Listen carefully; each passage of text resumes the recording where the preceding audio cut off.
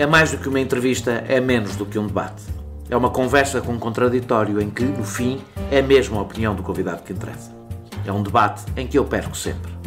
Perguntar Não Ofende é o podcast semanal assinado por mim, Daniel Oliveira, o que não faz chorar. Quase sempre sobre política, às vezes sobre coisas realmente interessantes. Ouça e subscreva em qualquer aplicação iOS, Android, Mixcloud ou no SoundCloud. Vá a patreon.com/perguntar não ofende, conheça as vantagens de ser patrono e apoie financeiramente a produção deste projeto independente.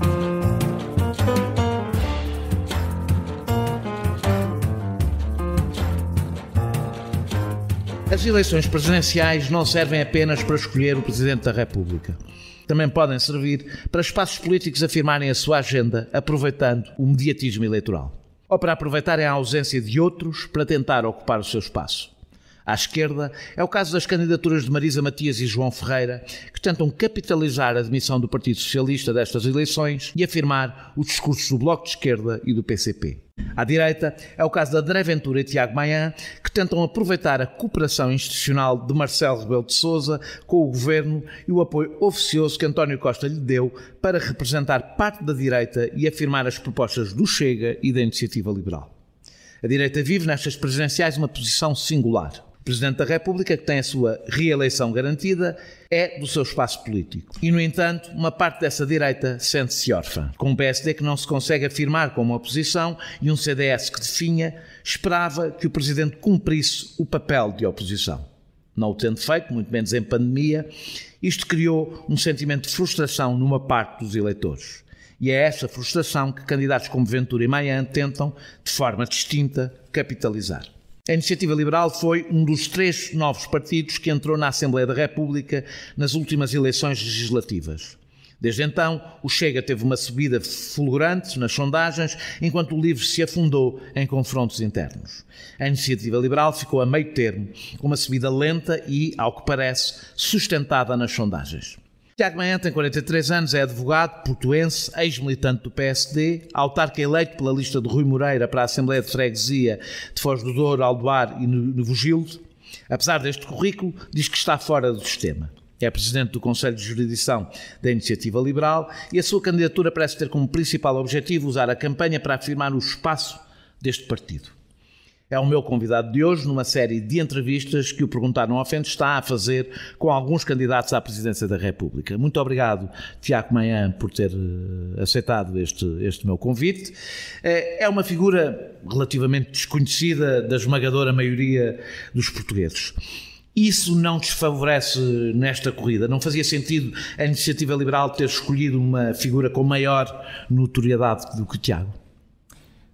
O que a Iniciativa Liberal tem continuamente demonstrado é que é um partido de ideias e as pessoas que têm tido e que têm protagonizado essas ideias não são necessariamente pessoas conhecidas, não é?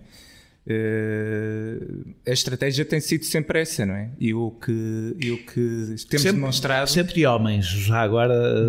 Quase sempre homens, já agora sublinhar isso. Sim, mas não há aqui nenhuma razão de fundo para isso. É quem em cada momento pode protagonizar as ideias do partido e a visão para o país.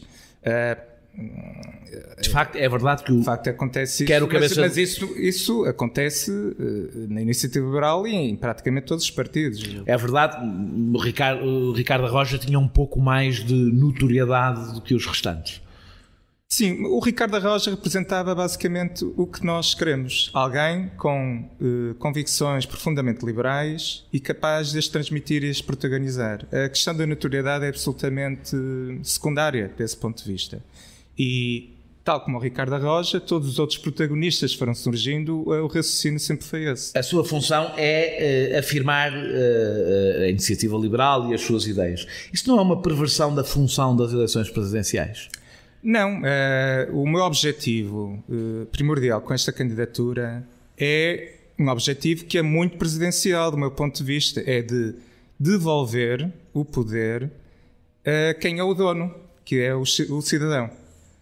E esse é o eixo de ação claríssimo, que é um eixo muito liberal, é um eixo que tem como raiz valores liberais, mas é um objetivo muito claro de uma função presidencial. Isto pode-se reproduzir em vários aspectos do que deve um presidente fazer. Mas assumo que a sua candidatura foi decidida pela Iniciativa Liberal. Foi decidida... Não. Esta candidatura foi decidida por mim. Enquadrada numa visão que eu achei necessária e que dentro do partido também achamos necessária, de que este tipo de proposta e este tipo de visão para um exercício de mandato presidencial estivesse presente no boletim de voto. Que balanço faz do mandato de Marcelo Rebelo de Sousa? Acho que foi um presidente que abdicou de o ser, basicamente. É um presidente que praticou todo um conjunto de atos eu não critico o estilo. O estilo, cada um, depende da personalidade de cada um. O que critico é, de facto, ele não ter desempenhado as funções presidenciais. Em comparação, por exemplo, com Cavaco Silva, acha que Cavaco Silva desempenhou mais essas funções? Bem ou mal, ele foi desempenhando as suas funções que estão previstas constitucionalmente, seja a sua visão do que seria o regular funcionamento das instituições, a sua visão no exercício da nomeação de altos cargos de Estado, a visão de cada um. Mas Marcelo também, não é? Não, Marcelo tem-se continuamente feito a visão do governo para cada uma destas Mas isto não quer dizer que esperavam que Marcelo Rebelo de Sousa fosse a oposição ao governo como Cavaco Silva? Não. É que Cavaco Silva fez exatamente o mesmo em relação ao governo de Pedro Passos Coelho. Não se pode dizer que Marcelo Rebelo de Sousa tenha sido mais cooperante com este governo do que Marcelo foi com Pedro Passos Coelho. Do que Cavaco foi com Marcelo com Pedro Passos Coelho. Onde sentiu essa maior firmeza foi quando o governo passou para a esquerda. E portanto a minha pergunta é se esperavam que Marcelo fosse a oposição de direita a este governo. Quem nomeou pela primeira vez a geringonça foi Cavaco, não é? Bem, deve-se lembrar do papel constitucional. Não tinha outro remédio, não podia deixar de fazer. Lembra-se o que não tinha outro remédio, não sei. Não podia marcar eleições, portanto. Pronto, mas independentemente das ponderações de Cavaco, eu estou a concorrer num panorama atual em que o incumbente é Marcelo Rebelo de Sousa, não é? E a minha visão do exercício do mandato de Marcelo Rebelo de Sousa é muito crítica Acha que ele foi conivente com o governo? Acho que foi plenamente conivente com um objetivo, o objetivo que eu penso, ou melhor, a razão para isto, o fundamento para isto é basicamente o objetivo pessoal dele de assegurar uma reeleição. Eu penso que ele queria ter uma reeleição de apoteótica. A pandemia acabou por trazer aqui um fator e se calhar ele já diminuiu essa expectativa. Mas continua a ter altíssimos níveis de popularidade. Mas ele acalenta dessa esperança e, portanto, foi essa a estratégia desenvolvida. Marcelo foi eleito e a partir do primeiro dia da tomada de posse deixou de ser presidente e passou a ser candidato presidencial durante 5 anos. Ficou espantado com o apoio oficioso que lhe foi dado pelo António Costa? Não fiquei espantado. Acaba por ser a paga do todo o trabalho, ou todo o apoio expresso ou implícito, por ação ou por omissão, que Marcelo tinha vindo dado a este governo de Costa, não é? Falamos um pouco da pandemia. Ela tem sido, em muitos países, uma forma de fortalecer os poderes repressivos dos Estados. Pensa que corremos o risco de Covid banalizar a ideia de um Estado autoritário? Penso que estamos a assistir a essa deriva, não tenho dúvidas disso. E, portanto, quando eu lhe referi inicialmente que o meu objetivo primordial com esta candidatura é devolver o poder ao dono dele, que é o cidadão, é também pensando nisso, por exemplo. Não é? A atual deriva autoritária é precisamente o processo inverso que está a ocorrer, o poder estar a ser retirado do cidadão, o seu poder de circular, por exemplo, nas ruas, a sua capacidade de o fazer. E, quer dizer, e se encontrássemos um racional para isto, não é? Se no fundo estivéssemos com isso a tentar assegurar de forma evidente e fundamentada e proporcional o direito à saúde das pessoas. Acha que não estamos?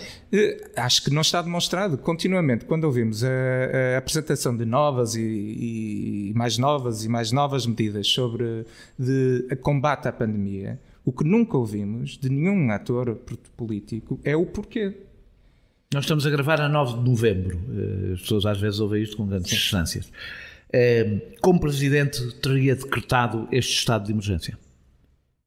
O decreto, tal como eu conheço já neste momento, acho demasiado amplo. Aliás, demasiado amplo e de novo, não se sustenta as razões para definir determinadas medidas em algum racional de fundamento. A preocupação essencial, há aqui deveres de precaução que devemos ter, e naturalmente, mas o dever de precaução que o Presidente deve ter, quando falamos de direitos, liberdades e garantias, é garantir, é assegurar-se que os direitos, liberdades e garantias, na dúvida, sobre se há dúvida se ele deve ou não ser limitado, na dúvida, um Presidente deve garantir que ele não é limitado. E quando falamos de limites, também falamos da medida dos limites que devem ser feitos. Que excesso é que acha que existem neste se quiser dar algum exemplo de algum excesso? Vamos lá ver, nós que existe neste estado de emergência. Vimos estas medidas, a regulamentação do que resulta deste estado de emergência, saiu ontem. Saiu ontem. Sim, estamos a falar em cima da coisa. Saiu ontem, perto da meia-noite.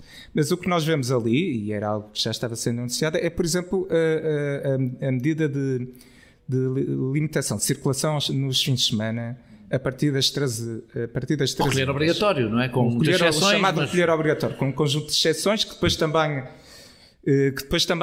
tornam tudo mais difícil. Ajudam à confusão, sim. Porque vamos lá ver, porque a dado momento, e isto foi ainda mais patente no confinamento que tivemos antes, no confinamento claramente ilegal e constitucional, mas que tivemos antes por ocasião do fim de semana do 1 de novembro. Não é?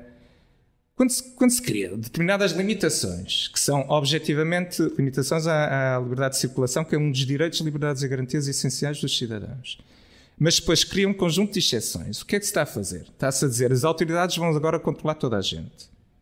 As autoridades vão ter que mobilizar-se, mover recursos, esforços, pessoal, para controlar as pessoas que estão a circular. E fazendo isto, e há custos de oportunidade. Vão estar a deixar de fazer outras coisas, claramente. Não é? E o que é que vão estar a fazer? Vão estar a controlar pessoas que estão a fazer a sua vida. E, portanto, vão estar a verificar, ok, esta pessoa está a ir trabalhar. Acho que há um risco, está a ir ao supermercado. Acho que há um risco de arbitrariedade. E 99% das pessoas vão estar a fazer isto. Não é? E, objetivamente, estamos a causar disrupção total na vida das pessoas, porque estão a ser paradas, está a haver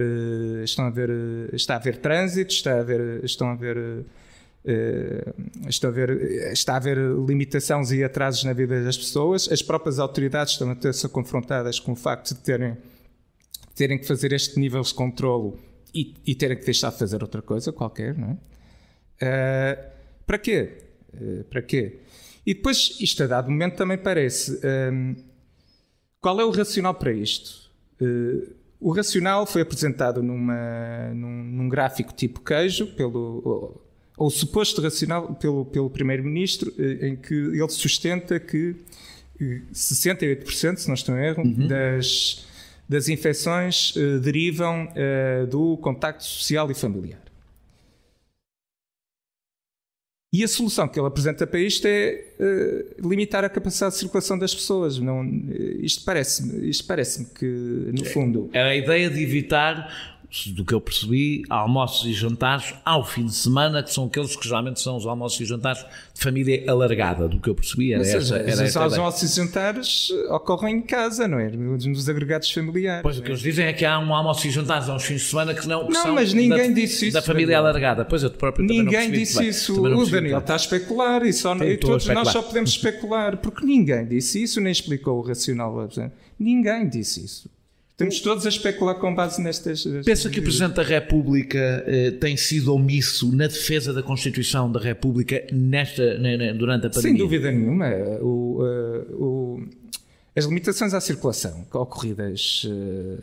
eu não estou agora a falar destas do estado de emergência. Sim. Estou das ocorridas no fim de semana anterior. Foram patentemente inconstitucionais. Não há dúvidas nenhumas disto. E, de novo, também sem nenhum tipo de racional... algum tipo de fundamento que justifique o porquê que, de facto, isto é tão importante para proteger a saúde das pessoas. Também é um direito que está previsto constitucionalmente o de as pessoas poderem garantir a integridade da sua saúde. Mas não há nenhum tipo de fundamento. E foi patentemente constitucional. O Marcelo apareceu tarde em umas horas a falar de recomendação agravada, mas a verdade é que não remeteu aquilo ao Tribunal Constitucional, como poderia fazer.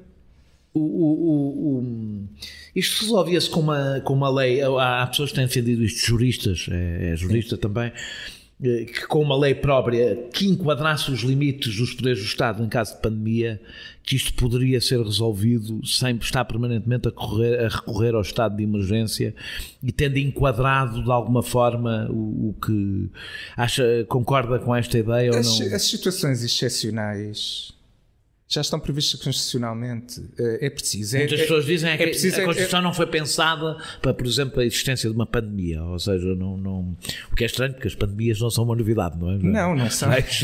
Não são uma coisa nova na história da humanidade, não é?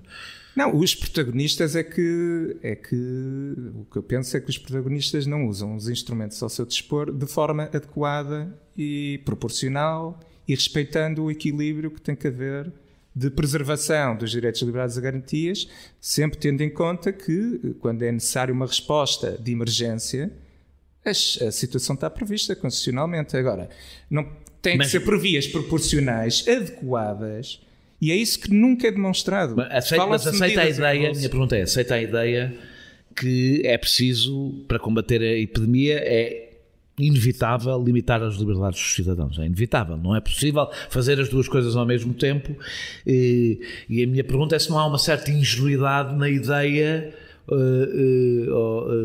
de que podemos garantir o conjunto das liberdades e isso não ter um preço nas vidas das pessoas, não é? Em perda de vidas. Há coisas que, pronto, de novo, também não foram explicadas, mas aí eu consigo intuir um racional muito mais rapidamente e que surgem deste decreto, que é, por exemplo, o de implementar o controlo de temperaturas e a realização de testes em determinados contextos. Isto é uma efetiva limitação à liberdade das pessoas. No caso das temperaturas, bastante leve, não é? Sim. Não deixa de ser, evidentemente, mas é leve. Bem mais leve do que não deixar as pessoas circular, por exemplo. Sim, mas é. E aí eu consigo intuir um racional, apesar de novo, ninguém ainda ter vindo explicar. Nenhum dos protagonistas políticos, eles só falam em medidas e como as vão fazer, mas ninguém as explica. Uma das possibilidades previstas no estado de emergência é a requisição de serviços privados, incluindo, imagina-se, os da saúde. Não está definido, mas é evidente, aliás, essa é a principal preocupação, parece-me a mim. Defende esta possibilidade de seja contemplada ou não? Aquilo a que podemos chamar, para simplificar, requisição civil porque há as duas possibilidades, mas a negociada não a negociada não tinha que estar no estado de emergência. A requisição civil tem mais a ver com os recursos humanos, no fundo com os trabalhadores, não é? Mas, claro, claro. Mas eu não fugindo à sua questão, que tem a ver com usar os meios porque aquilo está lá, evidentemente, para a necessidade de o fazer sem ser por via negocial, porque por via negocial não é preciso, não é? Não precisa de estar no decreto do estado de emergência. Não, a questão e colocou a questão da forma adequada, porque é que em 9 de novembro, se não estamos a ver, hoje 9 de novembro, exatamente. Porque é que no dia de 9 de novembro, sabendo que já há 8 meses estamos a enfrentar esta pandemia, porque é que esse acordo ainda não foi feito? Mas não acha que, porque está a falar de um acordo, mas imagino que defende, como defensor dos contribuintes, que defende que o Estado deve proteger o dinheiro dos contribuintes. Um acordo implica um pagamento. Claro. Aliás, a própria requisição civil... A requisição civil implica um pagamento. Implica um pagamento. Aliás, não está nunca em debate. A diferença é quem é que define. É um acordo num momento de enorme dificuldade da pandemia. Não preciso de explicar, os preços de mercado disparam porque o Estado está necessitado, não é? Se há necessidade de procura, é normal que os preços disparem. Mas o Estado está necessitado porque não negociou. Não, mas talvez porque a questão de ter um instrumento, a minha pergunta é, se não considera que a possibilidade de existir uma requisição civil, essa possibilidade pura, dá ao Estado um poder negocial junto dos privados que favorece o contribuinte. A questão, a questão é que não é o Estado, ou melhor, não é o Governo que, em linha final, definirá a compensação devida em termos de requisição civil. Porque se um privado, num contexto em que, por exemplo, se calhar, como não foi negociado a tempo, as possibilidades de responder às necessidades que o Estado lhes vai exigir implica gastos internos que não iria ter se isto tivesse planeado e devidamente escalonado. E quem vai definir no final, se um privado não se estiver satisfeito, vão ser os tribunais que terão que apurar estas questões. Como sabe, a existência do Estado. Isso não é verdade, porque havendo o estado de emergência, não serão os tribunais, porque o Estado está protegido. É exatamente o Estado. O facto de estar no estado de emergência dá um poder ao Estado de requisitar civilmente. A justa compensação em qualquer cenário será, no limiar, definida judicialmente se alguma parte não estiver satisfeita. Mas percebe que, apesar de tudo, isto dá um poder negocial ao Estado completamente diferente do Estado deixar que sejam os privados a definir o preço. Não, mas a questão não reside no poder negocial. Imagino que acredita que os privados procuram o lucro e, portanto, não se limitam a ser agentes simpáticos e altruístas que querem só ajudar a comunidade. Procuram o lucro, são empresas, é natural, é a sua função. E que no momento de necessidade os preços tendem Mas para obterem lucro, os privados procuram também eficiência, organização, planeamento. Ou a necessidade do cliente.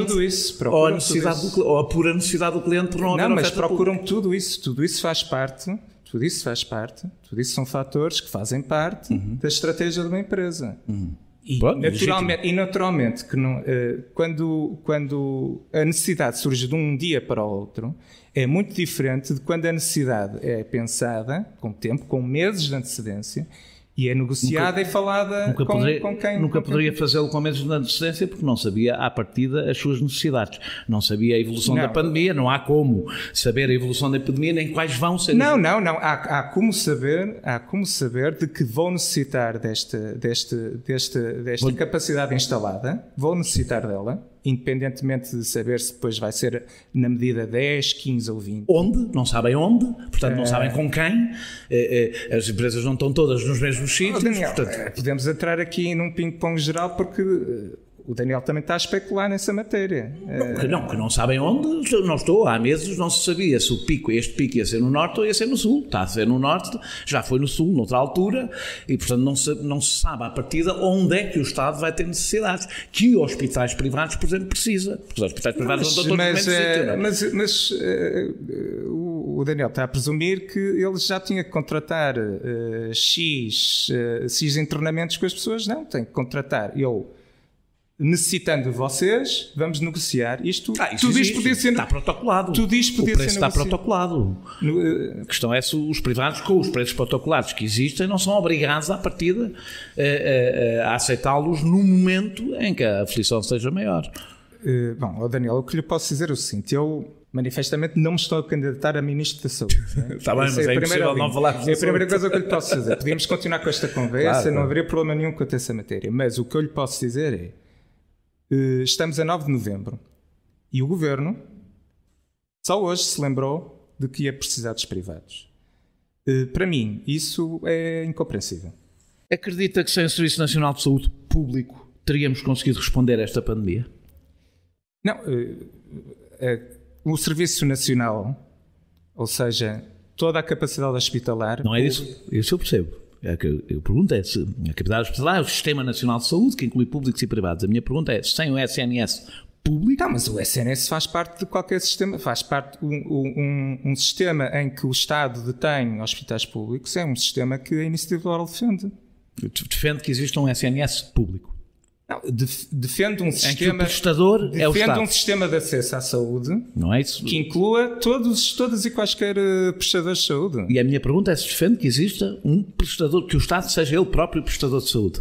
O que eu vejo, basta-me olhar para o lado e perceber as realidades dos países que implementam a visão que eu teria para o acesso universal aos cuidados de saúde, não é? Que é isso que se pretende, a Iniciativa Liberal pretende isso, que os cidadãos tenham acesso universal aos cuidados de saúde, mas noutro sistema, que existem e que, aliás, na maioria dos países europeus é o que está implementado. E basta olhar e ver e perceber que há privados de diferentes naturezas, privados que são empresas, privados que são instituições, privados que são cooperativas, e há públicos. Isso depois o mercado definirá a forma de os ter, e a iniciativa liberal... Agora não estou... Eu falo da iniciativa liberal, mas também porque é a minha visão. E eu não tenho nenhum preconceito com quem é o dono do estabelecimento que presta ao cuidado de saúde. Terá reparado que os hospitais privados tiveram dificuldade em cumprir sequer os deveres para com os seus utentes na primeira vaga. Grávidas com Covid foram enviadas para os hospitais públicos, vários hospitais mostraram-se foram enviadas porque estavam obrigados a fazê-lo, porque eles não eram hospitais digamos, de primeira linha de cuidados do Covid. Foi decidido pelo governo que seria os públicos a fazê-lo. Estamos a falar de utentes do hospital privado. Portanto, o hospital privado tem um utente com Covid, pode tratar do utente com Covid. Não tem que ser o Estado a pagar-lhe, pode tratar do utente com Covid. O que decidiram é, se o Estado não paga, eu mando para o público. Portanto, não, Daniel, no contexto da pandemia, pronto, eu não vou, de novo, eu não me estou a candidatar para a Ministra da Saúde. Mas é impossível não falarmos da pandemia sem... Eu não me estou a candidatar a Ministra da Saúde de novo, Daniel, mas é verdade, pronto, e aqui está a haver aqui uma dissonância de informação. O meu entendimento, o Daniel diz que não, mas então vamos estar aqui no impasse. O meu entendimento é, o que aconteceu nessas circunstâncias é que os privados, porque as pessoas tinham Covid, estavam obrigadas a remetê-las para o Serviço Nacional de Saúde.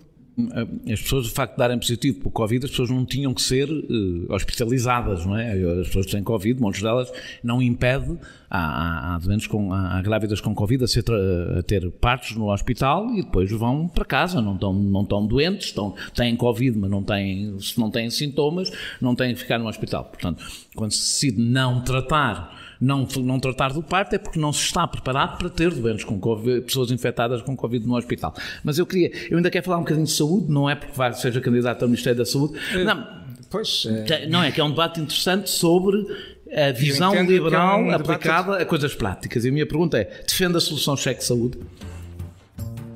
Através de patreon.com/perguntar não ofende, pode apoiar diretamente a produção deste projeto independente. Daniel, de novo, a visão liberal aplicada à saúde, pode falá-la comigo, mas objetivamente eu sou Presidente do Conselho de Justiça de Partido, eu nem represento a Comissão Executiva, eu não sou deputado. Agora estou-lhe a perguntar assim, eu sou candidato presidencial. Se quiser aproveitar o facto de ser o candidato presidencial aqui... Mas a minha pergunta... Não, está bem, mas tem visões sobre nós aqui. Sim, eu olhamos até para os poderes do Presidente. Eu acho que já falámos até amplamente dessas visões. Portanto, não tive problema em falar delas. A minha pergunta é se defende... Mas a dado momento, eu penso que estamos aqui a entrar... Ainda vamos falar de muitos assuntos, temos tempo. A minha pergunta é se defende o cheque de saúde, se defende uma solução tipo cheque de saúde. Não, como sabe, ou se calhar não sabe, ou se calhar não sabe, mas transmito-lhe. A proposta da Iniciativa Liberal relativamente à saúde é uma proposta que nós chamamos o ADSE para todos, mas isto é um bocado desfreio, um bocado simplista, porque na verdade até não seria um sistema ADSE, seriam vários sistemas similares ao que é a ADSE neste momento, naturalmente sistemas de base pública, não é? Portanto... E isso não é tecnicamente um sistema de cheque de saúde. Como é semelhante, mas não é a mesma coisa. Não é a mesma coisa. Mas é semelhante, ou seja, o Estado paga a prestadores privados. Não, é como a ADSE. A referência mais direta que eu te posso dar é o ADSE. É o que os funcionários públicos têm neste momento e que continuamente usam, não é? Sim, os funcionários públicos são provavelmente o país quem mais usa os serviços privados de saúde. Não é? Que a esquerda, violando os seus princípios, defende, sim.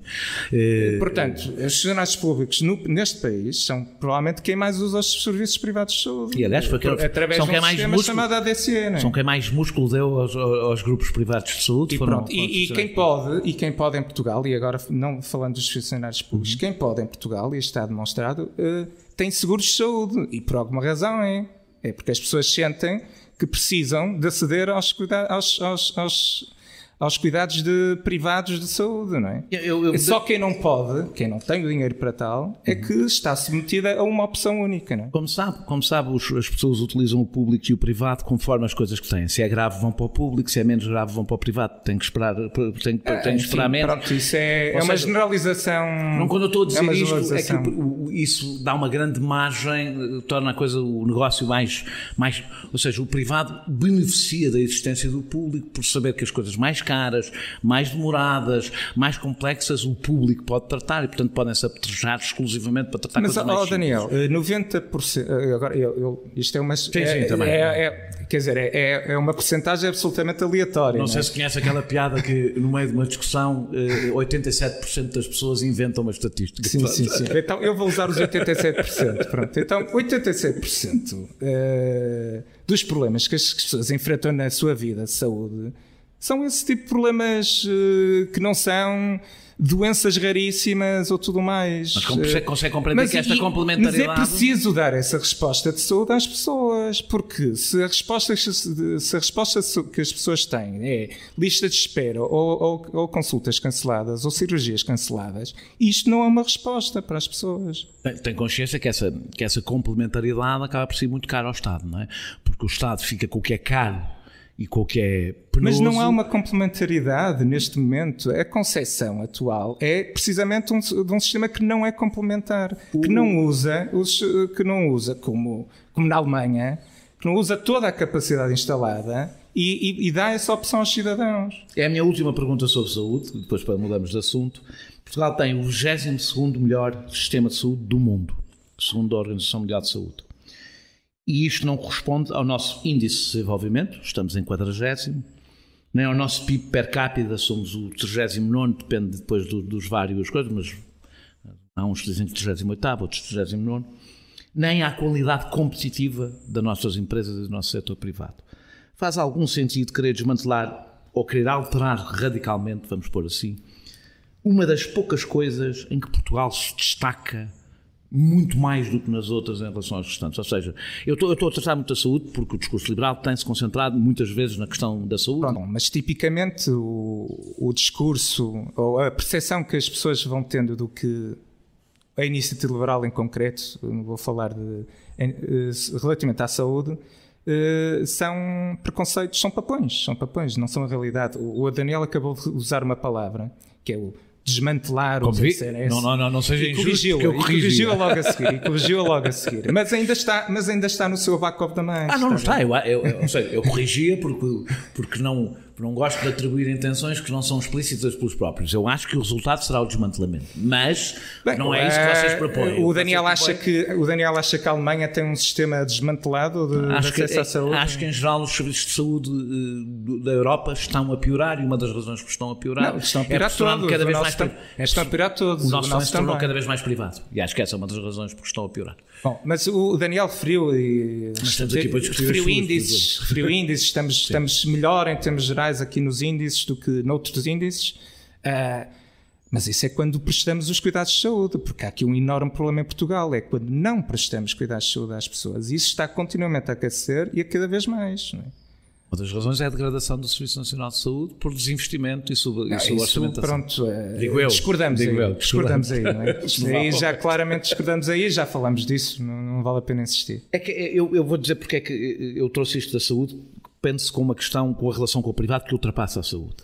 E eu muitas vezes tenho a sensação que os nossos liberais não defendem propriamente uma iniciativa privada concorrencial, defendem que o Estado subsidie ou entregue clientela do público para o privado, o que não é exatamente a mesma coisa, porque nós, como sabemos, se nos concentramos muito, se o nosso privado nos concentra muito em áreas que são pouco concorrenciais do ponto de vista externo, ou seja, são prestação de serviços, educação, saúde, etc., que são menos concorrenciais, não são atividades exportadoras, são menos abertas ao mercado externo e há um apoio, há uma dependência do Estado.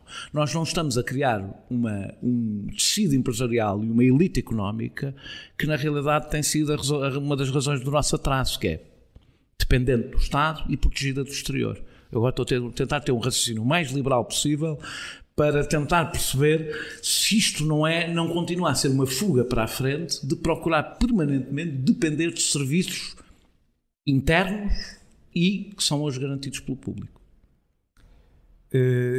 Eu estava ainda a falar de saúde, era? Não só de saúde, passo isto para a educação, passo isto para outras áreas que têm esta característica, não é? Pronto, o que eu lhe posso dizer quanto a essa visão é não vejo como se possa sustentar que dar liberdade de escolha às pessoas seja negativo. E é isso basicamente que representam as propostas da iniciativa liberal na saúde, na educação. As pessoas têm liberdade de escolha. Não, as pessoas podem ir ao privado. Não. É dar liberdade de escolha com o Estado a pagar. É isso que propõe. É com o Estado a pagar. Um Estado que queira garantir, e a iniciativa liberal quer isso, um Estado que queira garantir acesso universal a cuidados de saúde aos cidadãos, um Estado que queira garantir acesso universal à educação, falo-á de diferentes formas, mas estamos sempre a dizer o Estado vai financiar este acesso universal. A forma de os fazeres podem ser múltiplas, mas é sempre, em qualquer cenário, o Estado a fazê-lo, não é? Olhamos para os contratos de parceria público-privado e percebemos que esse país, muitas vezes pintado, em que o Estado delega nos privados e fica a ganhar quando delega nos privados as suas funções, nem sempre resultam e têm sido ruinosos para os contribuintes. Que balanço é que faz, por exemplo, das PPPs? Que o Estado foi desenvolvendo exatamente na lógica de pôr os privados a fazer o que geralmente fazia o Estado. Se quiser, enfim, agora sou eu que vou voltar à saúde. Volto como quiser. Mas se pensar no PPP... Eu estava a pensar mais nas rodoviárias, mas pode ser as da saúde. Se pensar no PPP do Hospital de Braga, o que vimos... Já viu os números recentes? Melhorou o Hospital de Braga desde que se voltou para o Estado? O Hospital de Braga está neste momento a despedir enfermeiros, não é? Também, mas melhorou. Os seus índices melhoraram. Não. Pelo menos foi os últimos números que vi. Posso estar enganado nos últimos números. Contesto isso, mas penso que está enganado. Miguel. Se me fala de Alcatrão e tal, mas o problema aí, portanto, o pecado original nessas circunstâncias é porque é que precisamos tanto de Alcatrão, porque é que precisamos tanto de autoestradas e o caso das PPPs rodoviárias, sim, eu vejo um problema aí, mas a gênese do problema não reside no pecado original do Estado ter achado que era necessário ter três autoestradas paralelas entre Porto e Lisboa e pronto, e coisas assim desse género, não é? O pecado original reside aí e também, objetivamente, e temos que reconhecer, num sistema preparado e aspectos de corrupção, não? Temos que ser necessários, mas que partiram dos decisores, não partiram dos decisores que são os decisores públicos. Para haver corrupção é preciso, é como o tango, é preciso haver duas pessoas para bailar. Não, mas é preciso haver um decisor. Dos privados, não é? Mas é preciso haver um decisor, porque há sempre um decisor, e o decisor sempre foi público nestas matérias. O que balanço faz das privatizações feitas neste século? A EDP é um servidor de dinheiro público, do que se percebe. A PT foi praticamente destruída. A REN é um monopólio do Estado chinês. Valeu a pena este processo de privatizações? A questão é, o Daniel faz esse exercício, mas isto se calhar é um exercício que nunca poderemos fazer, que é e se tivéssemos mantido o domínio público destas empresas, não é? Isso é uma comparação que nunca poderemos fazer. Agora, o que em termos gerais podemos fazer é, se calhar, fazer exercícios de benchmarking e olhar para outras realidades de outros países e ver o que é que se passou com as privatizações nessas áreas. E a verdade é, nós todos temos eletricidade em casa, temos os serviços... Das mais caras da Europa. Das mais caras, mas isso entra aí uma explicação também de aspecto público, não é? E de aspecto fiscal e de manutenção de monopólios, porque a visão liberal é de é de criar oportunidades de mercado e de concorrenciais. Não é? Por exemplo, o cenário de privatização da ANA em bloco também sempre foi criticado pela iniciativa liberal. Mas então pegamos num exemplo que é uma privatização que eu acho que deve cumprir todos os requisitos que a iniciativa liberal defenderia, que é a privatização do CTT em bolsa. Não tem pecado original possível do ponto de vista de um liberal, e no entanto nós olhamos para o CTT e a decadência desde que foi privatizada é imparável e visível. A minha pergunta é se entre o olhar ideológico sobre as privatizações e a realidade no mercado português, com as características do mercado português, não há uma dissonância. O Daniel sente problemas em enviar cartas? Sim. Não sou só eu, é o regulador. O regulador está prestes a retirar, o regulador tem punido anualmente por mas violação. O Daniel, se não está satisfeito com o CTT, tem outros prestadores de serviços do correio. Tem. Para mandar cartas. Para mandar cartas, não é? O Daniel está insatisfeito com o banco CTT, é isso? Tem outros bancos. O banco CTT limitou-se a destruir o CTT. A minha pergunta... O Daniel está insatisfeito com os livros que são vendidos ao balcão do CTT?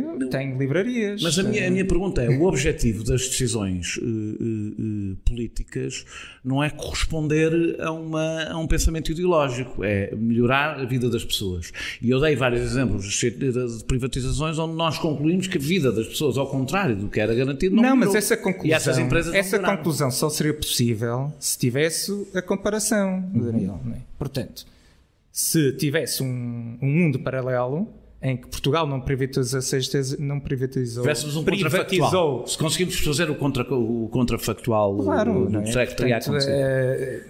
Podemos especular sobre isso, mas será sempre especulação, não é? Talvez influenciado por vir entrevistar, cada vez que estava a preparar uma pergunta, punha a palavra contribuinte, até já usei várias vezes.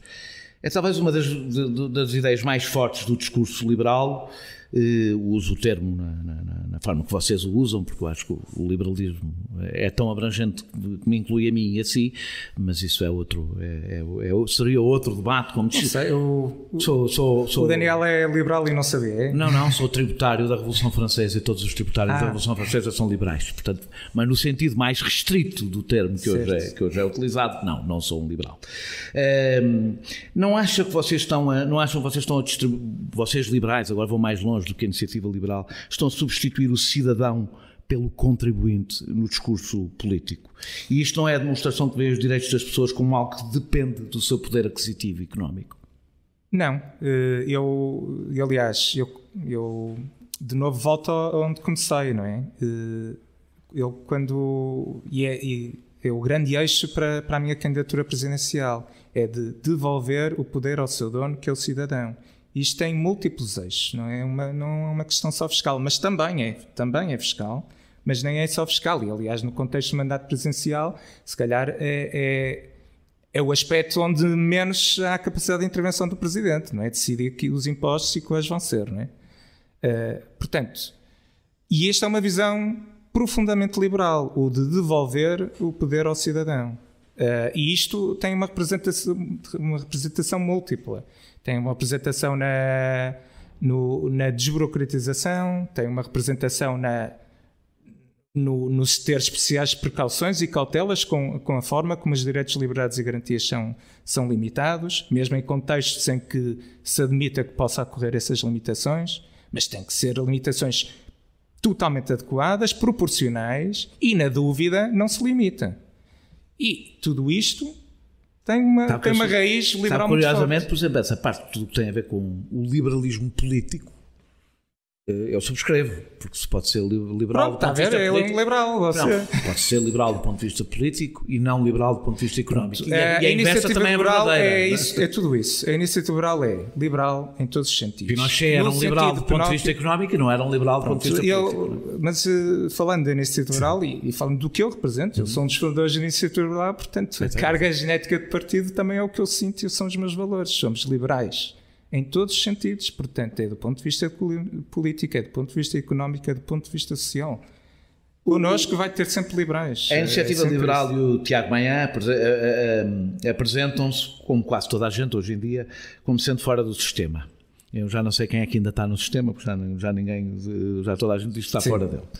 O que é isso do sistema? Os grandes escritórios de advogados fazem parte do sistema, os bancos fazem parte do sistema, as empresas do PSI 20 fazem parte do sistema. Olá, eu sou a Raquel Marinho e pode ouvir o meu podcast de poesia associado ao Perguntar Não Ofende em opoemaensinacair.pt. Podemos dizer o sistema, e pronto, há aqui... Estou a usar uma expressão tua, em várias entrevistas disse que estava fora do sistema. E pronto, mas eu de um modo mais restrito, o que eu quero dizer com isso é basicamente os partidos do arco do sistema, os partidos antigos, e isto é PS, PSD e todos os partidos mais antigos, digamos. E que portanto, quer dizer que quando passar algum tempo vocês vão fazer parte do sistema, vão passar a fazer parte dos partidos mais antigos. Vamos ver como evoluímos, mas a verdade é que mesmo quer por causa da nossa carga genética, quer por causa mesmo da forma como nos estruturamos e tal, eu penso que conseguiremos evitar isso muito facilmente. Aliás, basta fazer comparativos com realidades quase até mais recentes que as nossas e em que rapidamente adquiriram vícios de sistema. Está a falar de quê? Uma questão não é... Está a falar de quê? Basicamente todos os partidos que não novos ou velhos que não a iniciativa liberal. O Livre e o Chega acha que já entraram no sistema? Acho que entraram em derivas. A mim parece-me que também a dado momento são problemas identitários do próprio partido, mas e esta é uma marca muito forte também da iniciativa liberal, é que temos uma identidade muito clara e muito firmada, e é isso que define tudo o resto, não é? São valores, não são protagonistas que definem o que nós somos. E provavelmente os outros partidos enfrentam um problema identitário maior. Deixa-me só dizer isto. Eu acho que isso até é verdade. De facto, a iniciativa liberal impôs independentemente das figuras.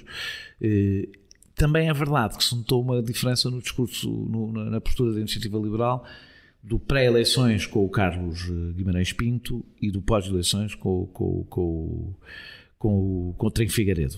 Mas isto é uma análise exterior, discutível, evidentemente. As pessoas são todas diferentes e naturalmente há de notar uma diferença do que eu digo em relação a esses dois. Não é? É que a iniciativa liberal tornou-se um partido menos liberal e mais de direita com esta mudança. Não, nós somos liberais, independentemente de depois de onde nos metam nesse espectro. Não são vocês que se metem a olhar para a análise das votações. Vocês votam...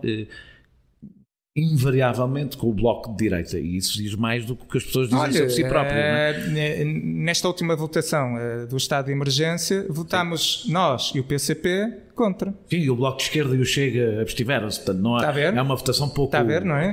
Portanto, esse raciocínio também não parece pegar. Não é? Como é que alguém que vem do PSD e foi eleito autarca na freguesia mais elitista do Porto, na lista de quem governa a cidade, estou a falar de Tiago Maia em todos estes casos, diz de si mesmo que é de fora do sistema? O Tiago não vem do coração do sistema. PSD, poder no Porto... Eu fui militante do PSD, mas sem nenhum tipo de intervenção. Também, mas depois incluiu, foi eleito autarca de quem está no poder no Porto. Eu estou no movimento desde o início, mesmo antes de ele estar no poder, não é? Sim. E, portanto, e sequencialmente continuei com o movimento, mas eu estive no... E quando falo do PSD, eu também, olha, eu não tenho carro e sou sócio do ACP, isso não quer dizer nada. Não tem carro e é sócio do ACP? Não tenho carro. O ACP não traz só vantagens a quem tem carro. Agora estou aqui até a fazer a apologia. Eu também sou sócio do ACP, pronto. Aliás, acho que é o maior clube de Portugal. Felizmente é maior que o Benfica. Pensa que nas atuais circunstâncias é importante haver investimento público, nas atuais circunstâncias em que vivemos uma crise. Fala é sempre a iniciativa liberal não defende o fim do Estado, não é? Dou-lhe a oportunidade de desfazer mitos, portanto quer dizer, a iniciativa liberal não defende o fim do Estado, não é? Portanto... Mas a pergunta é, se defende a necessidade de, não é? Claro que defende, eu não estou a dizer se defende a necessidade de, em geral, haver algum investimento público, não é? Essa é a minha pergunta. Se neste momento, então posso pôr assim, defende a necessidade de reforçar o investimento público. Pegamos no exemplo desta chamada bazuca europeia, né? Se calhar que é o exemplo aqui da maior capacidade de investimento, não é, que teremos nestes próximos tempos. O que me preocupa nesta discussão da Básica Europeia, que é uma ajuda necessária e para nos levantarmos, é que continuamente só ouvimos os protagonistas políticos a falar de gastar, como é que vamos gastar isto? E ninguém fala em devolver. De novo, vou usar a palavra que tenho usado desde o início, de devolver. Devolver como? Devolver, por exemplo, por via fiscal aos cidadãos alguma capacidade de economia. A metade dos cidadãos. A outra metade não tem nenhuma devolução fiscal possível, mas a gente já vai falar disso mais à frente. Não, mas está bem, mas tem benefícios diretos sem a economia começar a mexer-se melhor e mais rapidamente por via do consumo trazido por essa metade que tem mais dinheiro no bolso. Também tem benefícios do investimento público, porque ele é reprodutivo. Não, mas aí depende muito do investimento público que seja, não sei. É que esse é que é o debate. Gastar só por gastar. Porque existia um debate que é totalmente ideológico, que é a ideia de se devemos dar o dinheiro às empresas ou devemos dar ou fazer investimento público direto, quando o resultado prático é que empresas e que investimento público, porque há dinheiro que damos a empresas, que se afunda nas empresas, não serve para nada e não se vai gastar coisa nenhuma. Investir... Eu vou investir entre aspas, isto está gravado e você não está a ver aqui as aspas que eu estou a fazer, mas investir 1.700 milhões de euros na TAP traz que benefícios aos cidadãos? E isto é só o começo, não é? Porque já percebemos que vamos ter que estar a pôr 100 milhões todos os meses, não é? Isto não vai. A TAP tornou-se para vocês o que o novo banco é para o Bloco de Esquerda. É onde acabam todos os argumentos. Porque o novo banco também sempre teve a nossa... Nós somos o único partido que desde sempre, isto é verdade, Daniel, vá pesquisa até... Eu não estou a negar vocês, mas o Bloco de Esquerda e o PCP sempre foram contra todas as... O Bloco de Esquerda e o PCP... Votaram contra. Votaram orçamento sem... Não, mas votaram contra... Votaram orçamento sem que ninguém... Esse é um argumento difícil, porque assim, os partidos votam orçamentos por um conjunto brutal de razões, não é? Agora, quer o Bloco de Esquerda, quer o PCP, votaram contra todas as decisões que tiveram a ver com mais horas, Daniel. E quando era preciso, e este dinheiro entrou por alguma razão, porque foi aprovado por vias orçamentais e foram aprovados fundos de resolução e todas... Mas é exatamente, eles não votaram a favor do fundo de resolução. Não, nesta última versão, porque também já houve várias versões destes fundos e que tiveram apoio desses partidos que apoio não necessariamente expresso por voto a favor, depois no orçamento, na dotação orçamental, apoio no sentido de permitir que passasse. E o único partido que foi sempre coerente aliás, sempre usámos o chavão, lucros privados, prejuízos privados, e sempre usámos isso em relação aos bancos. É como há coisas em que nos encontramos. Como eu dizia, por exemplo, quando se está a falar o debate, e aí não estou a falar especificamente da iniciativa liberal, mas o debate de esquerda-direita foi muito em torno se o dinheiro é para o investimento público direto, se deve ser entregue às empresas. Eu devo dizer que acho que o debate atingiu alguns níveis de primarismo dual um bocadinho absurdo, mas não interessa. Não acha que o Estado deve ser... Eu não tenho estado nesses debates. Sim, eu sei, mas eu agora estou a alargar um pouco mais para além da iniciativa liberal. Que o Estado deve ter a capacidade de decidir preferencialmente para onde vai o dinheiro. Ou seja, porque é que eu devo confiar mais quando o dinheiro é entregue às empresas, por exemplo? Porque é que eu devo confiar mais no administrador de uma empresa que não elegi, que não escolhi, que não tenho nenhuma capacidade de influência sobre o que ele decide, do que naqueles em que posso contratar e despedir através do meu voto? Porque vocês falam sempre, aí estou a falar de um discurso liberal, como se o poder político fosse qualquer coisa que nos é alheio, ou seja, que fosse o Estado que está ali em relação a nós. Ora, o poder político tem uma característica em relação às empresas, em comparação com o setor privado, é que o poder político é escolhido por mim, o setor privado não é escolhido por mim. Eu posso despedir aquelas pessoas. E a minha pergunta é se não faz mais sentido... Com um lapso de tempo bastante alargado, que enfim, não é? Bem, então, pronto. A precariedade não pode ser absoluta, não é? Daniel, vamos lá ver. O Estado... uma empresa, uma instituição, são tudo ficções. São tudo ficções, verdadeiramente. Acha como a Thatcher que não existe isso? Não, são ficções. Pronto, fazendo o exercício teórico de isto são na verdade ficções que construímos, não é? Todos nós, enquanto pessoas, enquanto comunidades, decidimos organizar de certa forma, criamos ficções jurídicas e que têm suporte e que têm depois relevância para a forma como vamos viver, mas são tudo ficções e, portanto, isto basicamente depois depende de pessoas e dos estímulos que elas têm ou deixam de ter para atuar de certa forma ou de outra. Não é? O que se vê num decisor público, e isto não é teoria, basta olhar à volta e ver o que é que acontece quando se devolve a capacidade de decisão ao cidadão em concreto, ou quer seja um empresário, quer seja um profissional liberal, quer seja um trabalhador por conta de outrem. Quando se devolve o poder de decisão às pessoas, vemos o que acontece. E quando o poder está cada vez mais... Quando a capacidade de decidir está cada vez mais concentrada em alguém totalmente afastado não tem nada a ganhar ou a perder com uma má decisão, por exemplo. Bem, pode não ser real.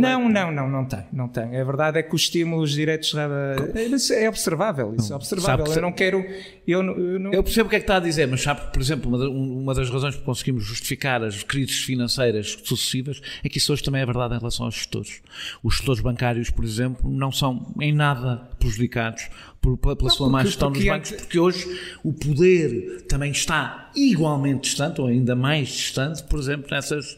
Precisamente, e por isso mesmo. A economia não é feita de pequenas empresas, de pequenos gestores. Mas quando fala desses gestores bancários, eles só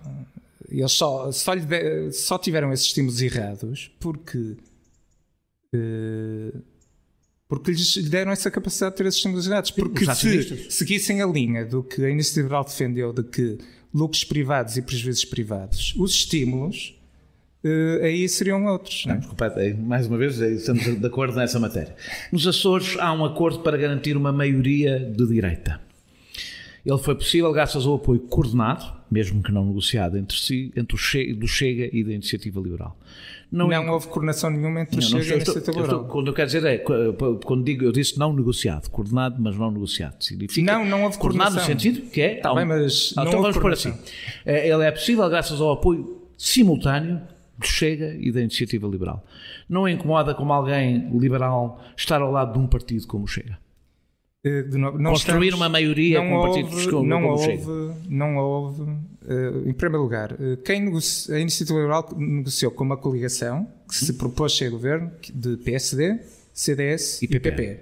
Sabendo que isso dependia do voto favorável do Chega? Não, a Iniciativa Liberal não está a fazer governo. A Iniciativa Liberal está a desenvolver e apresentou 12 medidas de programáticas sobre o que é que queria, 12 medidas profundamente liberais para liberalizar os Açores e propô-las a uma coligação que se propõe ser governo nos Açores. Uma coligação que é PSD, CDS e PP. A vossa relação é exatamente a mesma que o Bloco de Esquerda e o PCP tinham um com o outro durante a geringonça. Exatamente, não há nenhuma diferença. O Bloco de Esquerda e o PCP não negociaram entre si, negociaram com o Partido Socialista e garantiram uma maioria. Portanto, neste momento, a vossa relação com o Chega nos Açores é a relação que o PCP e o Bloco de Esquerda tinham entre si. E qual é a relação?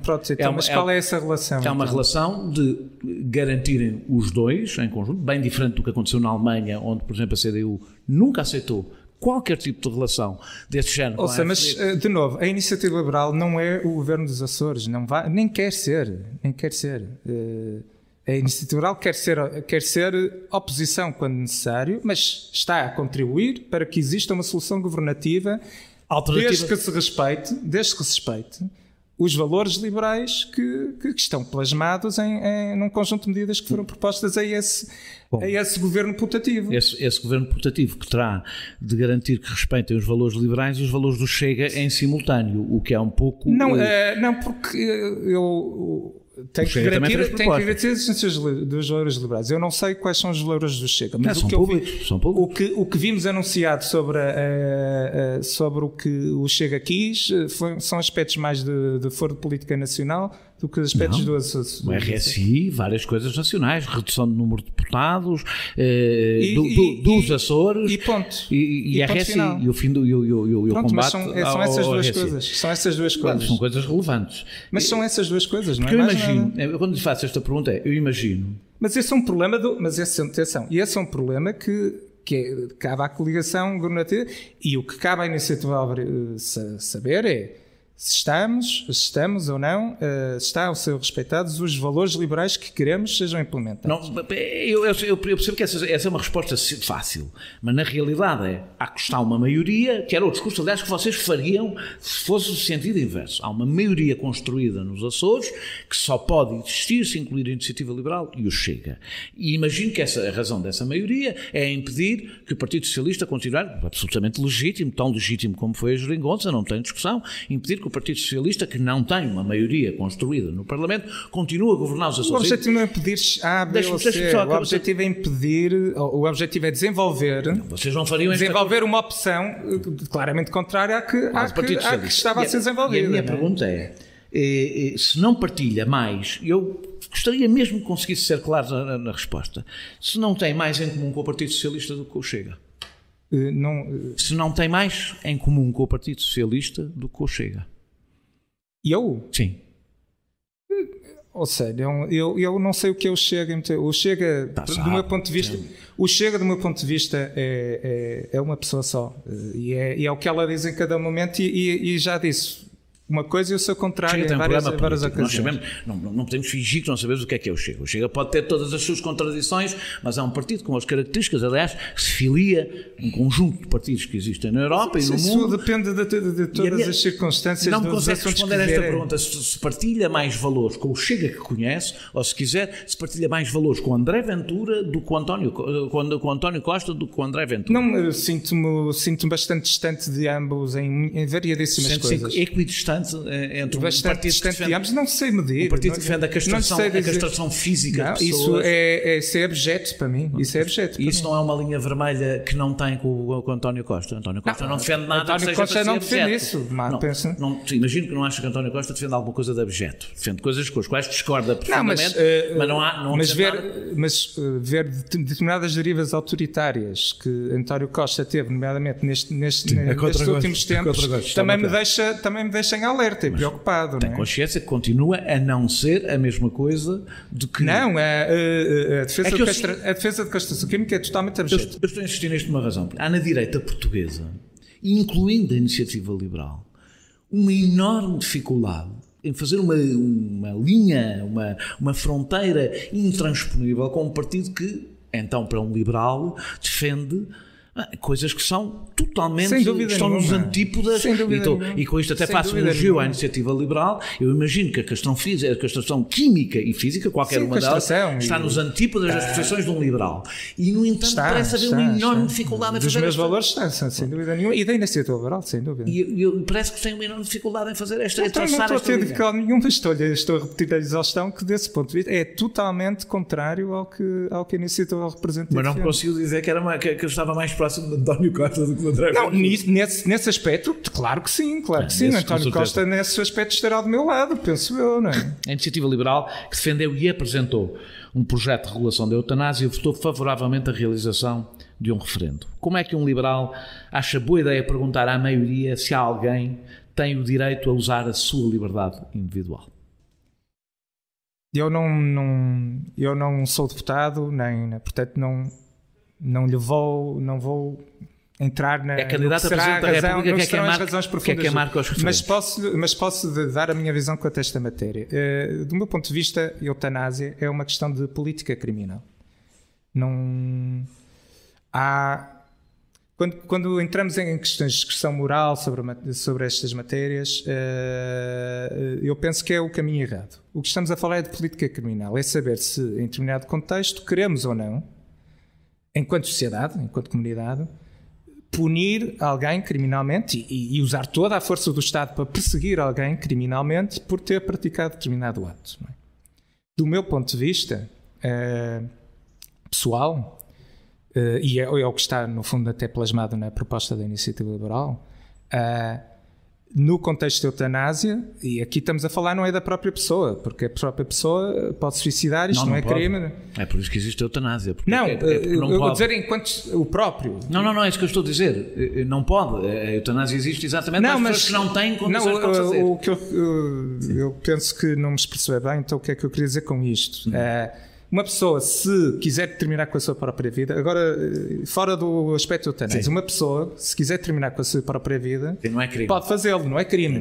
Já houve tempo. O suicídio não pode ser crime, mas a tentativa já foi crime. Sim. Pronto, era isto que eu queria dizer. Portanto, não tem a ver com a própria pessoa eutanásia.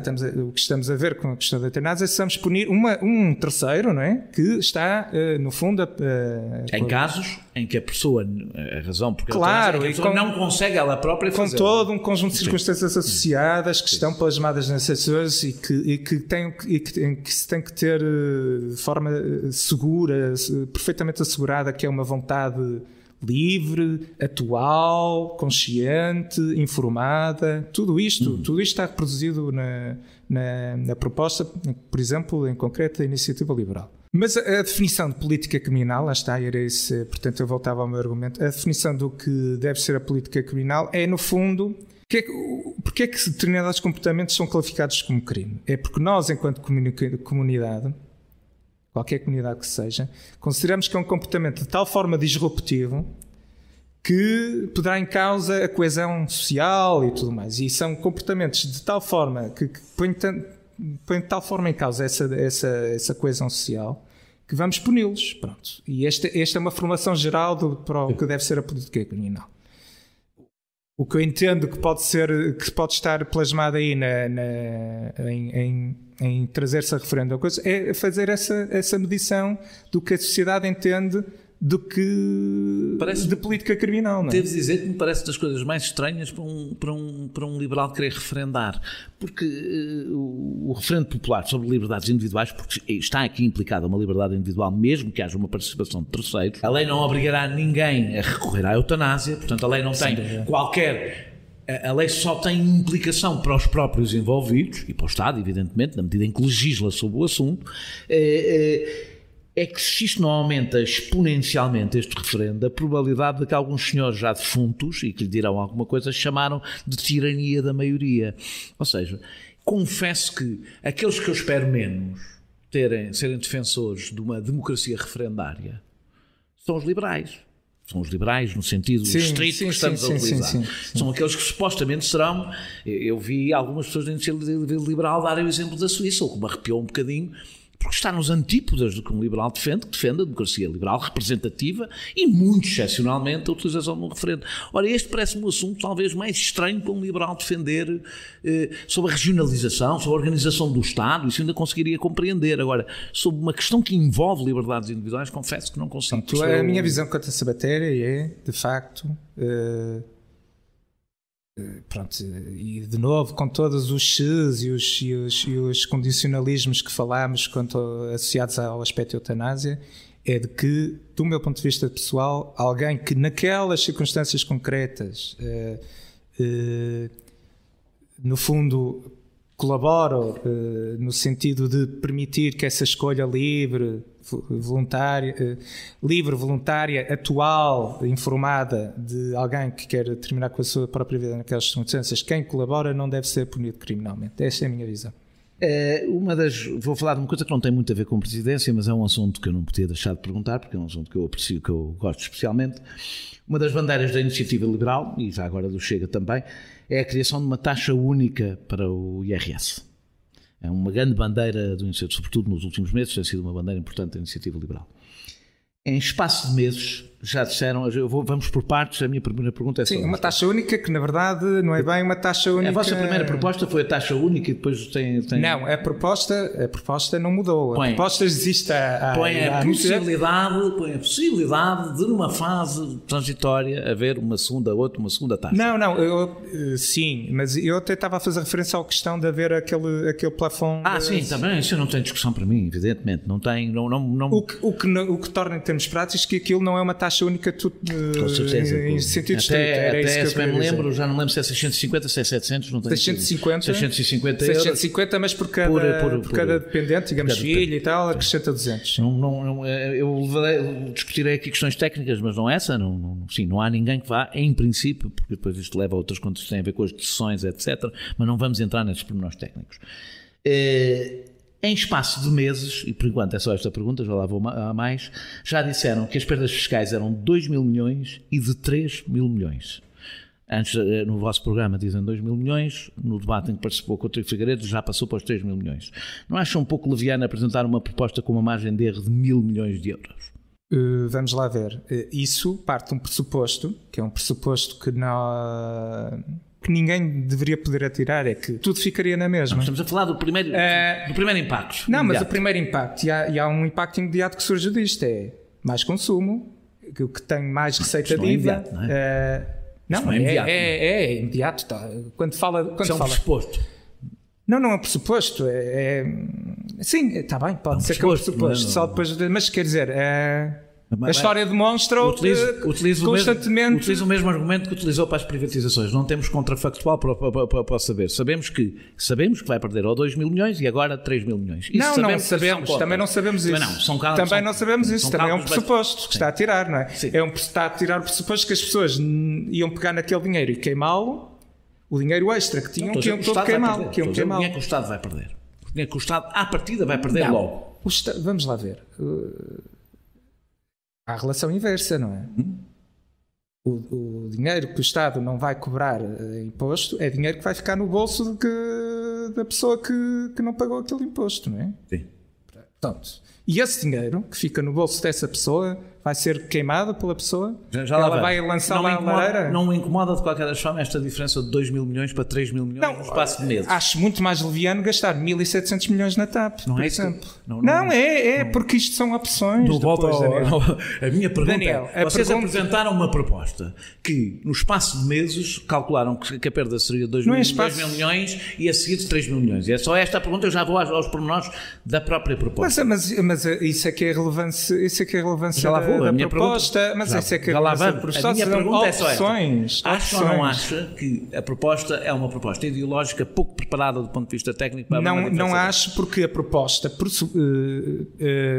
estabelece a proposta não a ser desenvolvida seria com uma definição de prioridades. Por exemplo, seria definindo então que não vamos querer gastar 1.700 milhões na TAP ou não sei quantos mil milhões em bancos. Usando os cálculos feitos pelo antigo secretário de Estado, Rocha Andrade, que eu penso que os fez com boa fé e seriedade, não sei se leu um artigo que ele escreveu, os ganhos fiscais para os 2 escalões mais altos, que correspondem a 4% dos contribuintes, consumiriam 1.750 milhões de euros por ano. Espera só um bocadinho. Estes ganhos para 4% dos contribuintes correspondem a 60% do total das perdas fiscais desta medida, se forem os 3 mil milhões, ou a 90% se forem os 2 mil milhões. Não é estranho propor isto num dos países mais desiguais da Europa, onde mais de metade dos ganhos fiscais seriam consumidos por 4% dos contribuintes. Daniel, quem é considerado rico em Portugal? Quem é que está nesse escalão máximo? Eu não utilizei rico, utilizei 4%. Quem é que está nesse escalão mais máximo? São os 2 escalões mais altos. Quem está nesses escalões? Está bem, hoje são 4%. A igualdade ou desigualdade é uma coisa relativa. São 4%, são os 4%, eu não disse que eram ricos, são objetivamente os 4% mais ricos deste país. Onde provavelmente estamos até os 2 incluídos, a discussão não é essa. Se faz sentido num dos países mais desiguais da Europa fazer uma proposta que 1.750 milhões de euros por ano correspondem a ganhos que serão para 4% da população, dos contribuintes. Isto faz sentido. Todos ganham, Daniel. Esse é o primeiro ponto. E isto ninguém pode negar. Todos vão ganhar. E esses 2 escalões que o Daniel refere, eu tenho que voltar a repetir isto. Quem são estas pessoas? Quem são estas pessoas? São pessoas que têm níveis de rendimento que não são altos para Portugal. Para Portugal é Portugal. Altos para Portugal. Portugal é Portugal, não é Holanda, mas é outro país. Isso devia preocupar, claro, Daniel. Preocupa e, portanto, não penso. Deveria preocupar. Não começa a pensar no. E se calhar deveríamos começar a pensar em países que demonstram bastante mais prosperidade e em que a classe média é uma efetiva classe média com capacidade de poupança. Assuma que isso é por razões fiscais. O fator fiscal é uma das explicações. O FMI considera que em Portugal o ERS é o fator que mais contribui para corrigir a desigualdade estrutural do país. Portanto, o FMI, estou aqui a citar uma organização que supostamente não, mas É um número.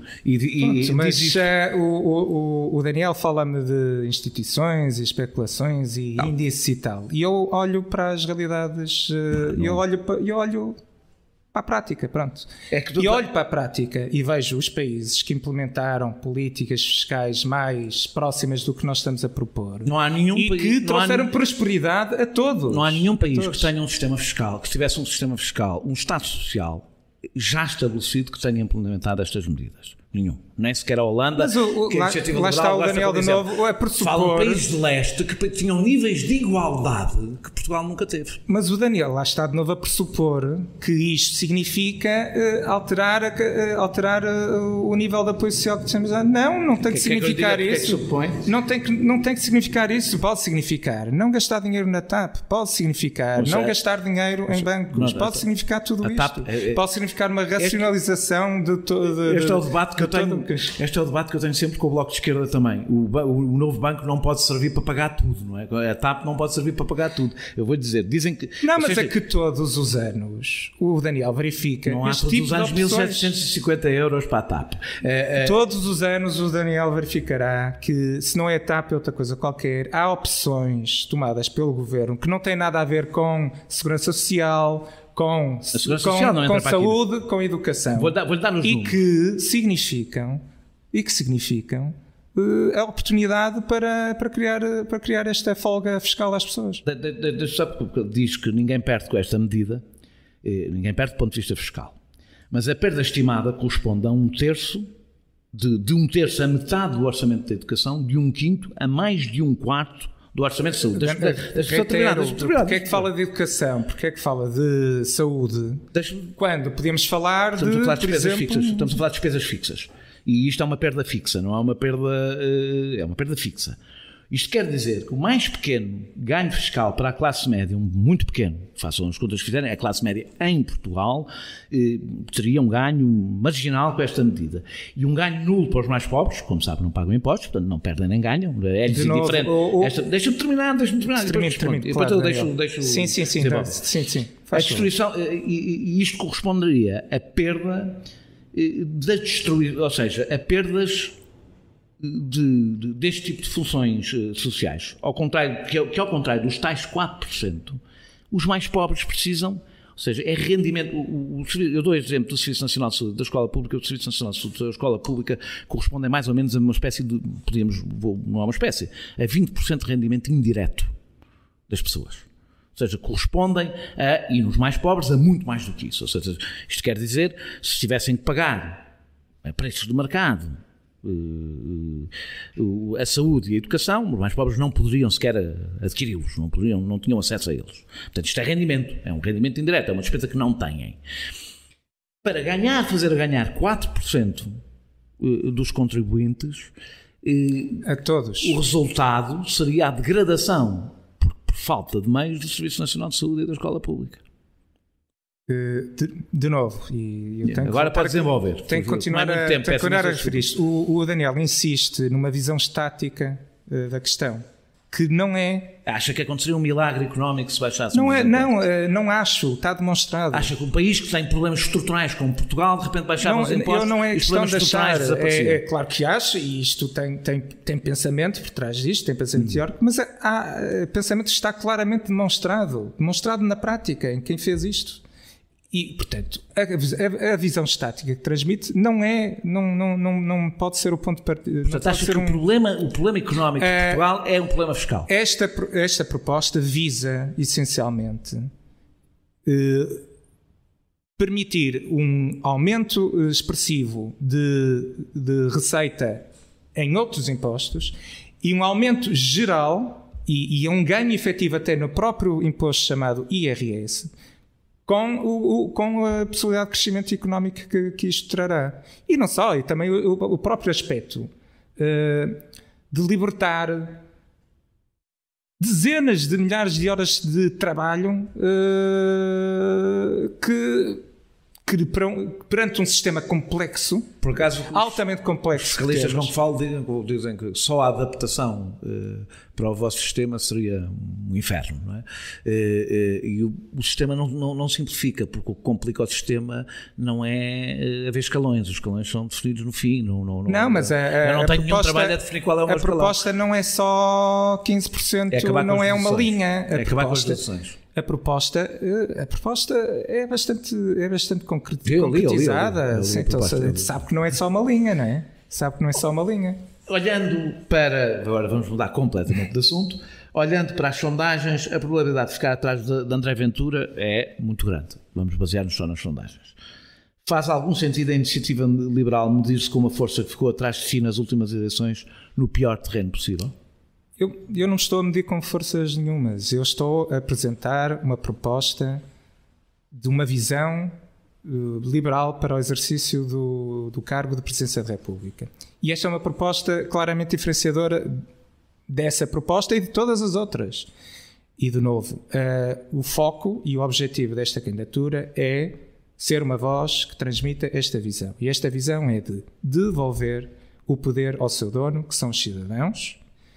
Também, e isto é algo que deriva depois deste princípio que lhe transmito, ser um presidente que exerce efetivamente a sua função, não é as suas funções tal como estão. Eu não pretendo inventar novos poderes para o presidente, mas pretendo que um presidente exerça os poderes que já estão previstos, nomeadamente o de ser e este é um chavão que está na Constituição, o garante do regular funcionamento das instituições. Isto é uma reprodução muito prática.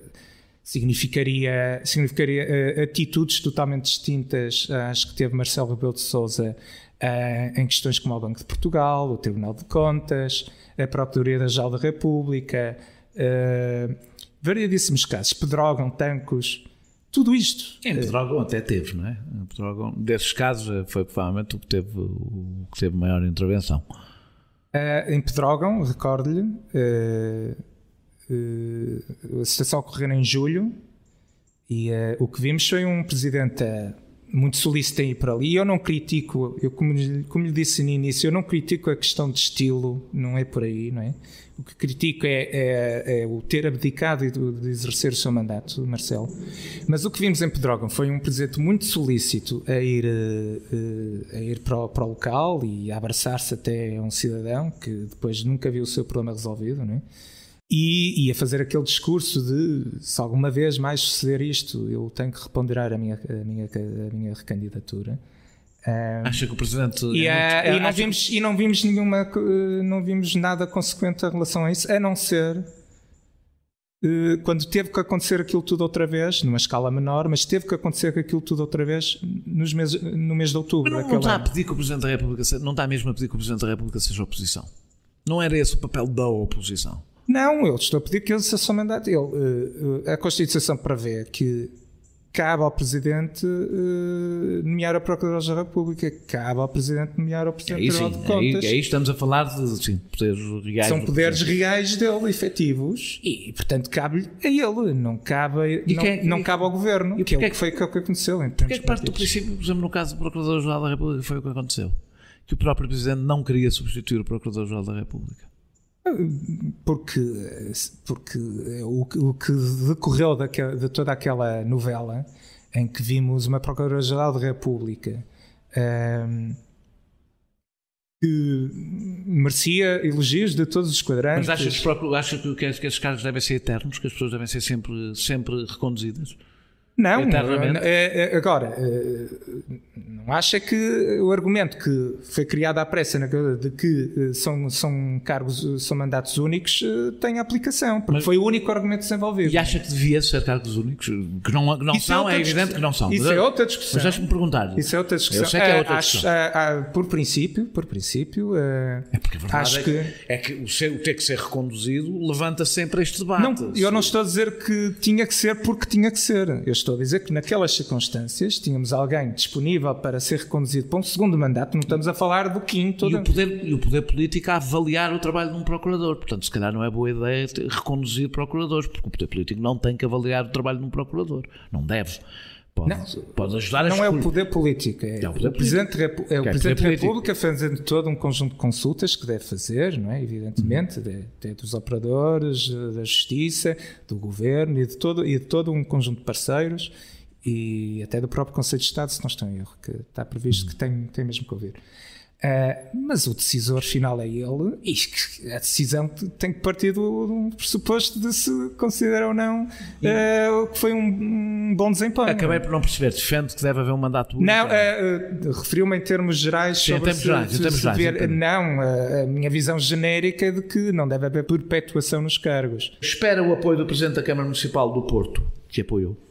Espera o apoio de Rui Moreira? Ele falou a se entender, mas o que eu mais prezo em Rui Moreira é a sua característica de independência. Portanto, ele é independente também nessa opção de apoiar quem quiser. Não é? E de Adolfo Mesquita Nunes, espera o apoio? O que eu conheço de Adolfo Mesquita Nunes, não o conheço pessoalmente, é que é profundamente liberal, não é? Em quase tudo, digo eu, não é? Teria concorrido eu acho que representa uma visão liberal para a Presidência da República, portanto, mas se ele o fará ou não ele teria concorrido se Adolfo Mesquita Nunes tivesse sido candidato, como se chegou a falar dessa possibilidade. O Tiago teria sido candidato se Adolfo Mesquita Nunes tivesse sido candidato. São cenários que... Foi um cenário que esteve em cima da mesa, não estou aqui a especular. Está a especular também. Está a especular. Eu não sei, eu nunca fui confrontado com esse cenário. Nós internamente na Iniciativa Liberal falámos, evidentemente, antes de eu pessoalmente também tomar esta decisão, falámos do que seria este cenário das eleições presidenciais, se deveríamos estar presentes, se deveria haver alguma proposta. E o que falámos, e isto tem sido um contínuo na Iniciativa Liberal. A Iniciativa Liberal é de facto um partido de valores e de ideias, e o foco é sempre esse, e há sempre oportunidade em qualquer contexto eleitoral, porque também é um partido, não é um think tank, não é? É um partido, portanto visa participar no jogo político, na ação política. É o objetivo de um partido. Não é? Como todos, sim, claro. Como todos, é para isso que eles servem. Não é? E para o poder, o que nós vimos, para o poder, já agora, e para conquistar o poder, é para isso que os partidos políticos servem. Acima de tudo, claro que entrar no jogo é para ter acesso ao poder para fazer ação política. Claro. Pronto. Mas para fazer alguma coisa, não é? O fazer alguma coisa está representado por valores e por ideias, não é? Não é há estratégias de acesso ao poder pelo poder, não é? Mas essa não é da Iniciativa Liberal, claramente. E em todos os espaços, a Iniciativa Liberal foi fundada há praticamente 3 anos e fomos sempre a jogo. E, portanto, neste cenário também achamos que era importante haver a proposta genuinamente liberal e desvinculada de todas as outras propostas, e eu a dado momento decidi corporizá-la, porque foi o que fui fazendo. O meu historial de ação política é este de recente e basicamente associado ou a um movimento independente primariamente e associado agora à Iniciativa Liberal. A ausência de campanha eleitoral normal. Acha que o pode prejudicar? Porque, apesar de tudo, é o candidato menos conhecido de todos os candidatos. Acha que o pode prejudicar? Não sei. É evidente que o contexto da pandemia trouxe aqui um enorme fator de incerteza sobre o que é que vamos poder fazer, mas notoriamente não poderá ser uma campanha eleitoral ao estilo clássico que conhecemos, de muita arruada e de muita... Isso para um partido pequeno até pode ser uma vantagem, não é? Pronto, mas nem vou especular. Eu vou ter que lidar com a realidade que temos. E estamos a pensar a campanha nesse aspecto e respeitando também, naturalmente, o que tiver que ser respeitado, porque não somos temerários ou negacionistas quanto ao aspecto da pandemia, não é? E, portanto... Não quero fazer um grande expectativa do que é que poderia ser, não é? Eu vou ter que lidar com o que... Vai ter debates. Vai ter debates... Eu presumo que sim, sim, não é? Imaginamos todos que sim. Qual é o debate que mais anseia? É com o Marcelo Rebelo de Sousa? É o incumbente à partida, é contra ele que candidato, acima de tudo. Muito obrigado, Tiago Maia, por ter aceitado este convite. Nós regressamos proximamente com outro candidato ou candidata. Muito obrigado. Este episódio teve a produção de João Martins, pesquisa de Filipe Avala, música de Mário Lajinha e ilustração de Vera Tavares.